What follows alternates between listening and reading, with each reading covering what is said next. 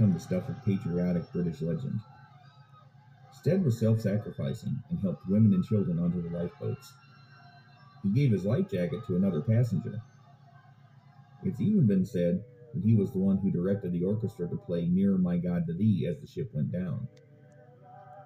A survivor by the name of Philip Mock said that he saw Stead clinging to a raft with American businessman John Jacob Astor IV.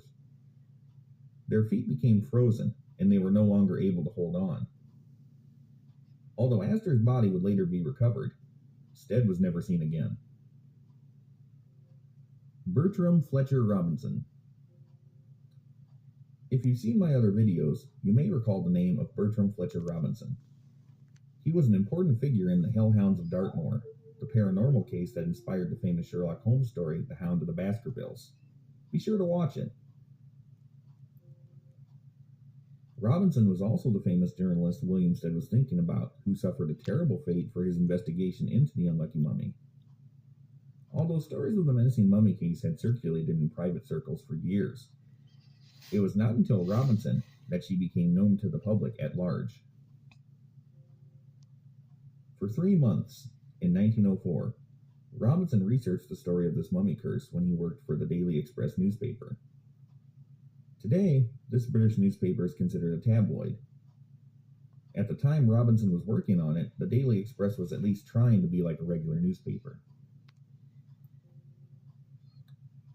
The article that came out was called A Priestess of Death. Robinson always claimed that what he was writing about was for real.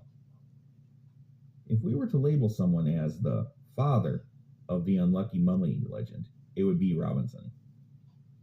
He went to the British Museum to see it in person.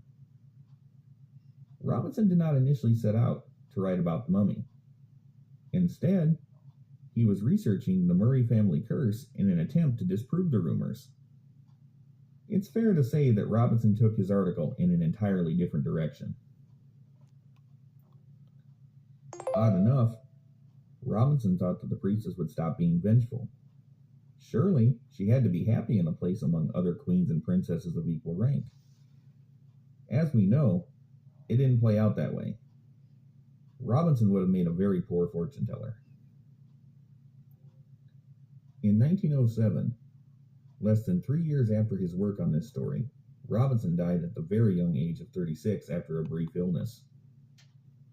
It was concluded that he had typhoid fever for the last 3 weeks of his life, and peritonitis for the last day.